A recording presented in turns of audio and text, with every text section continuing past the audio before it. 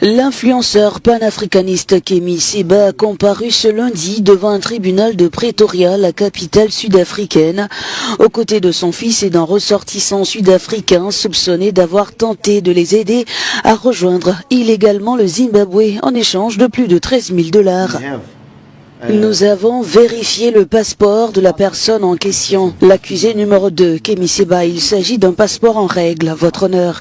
C'est un passeport diplomatique du Niger, votre honneur, ce qui a été confirmé par l'ambassade du Niger dans ce pays. Arrêtés la semaine dernière par la police, ils sont accusés de séjour illégal. Le parquet a demandé lors de l'audience un report afin de vérifier l'authenticité du passeport de Kemi Seba, son statut de résident et les soupçons de blanchiment qui pèsent sur lui. Nous avons réussi à le consulter. Les conditions ne sont pas bonnes pour eux, mais rappelez-vous qu'il a été arrêté avec son fils. Ils sont séparés, il est isolé, il est considéré comme une personne à haut risque dans ce pays.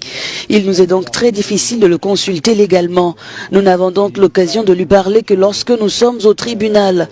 Nous essayons par tous les moyens de lui rendre visite en prison. On nous a refusé l'accès, mais je pense que c'est à cause de la situation. L'affaire a été reportée au 29 avril prochain pour l'examen de la demande de mise en liberté sous caution. En attendant qu'Kemi Seba reste en détention, son sort sera connu dans les jours ou semaines à venir. La joie d'un continent qui se renouvelle ici.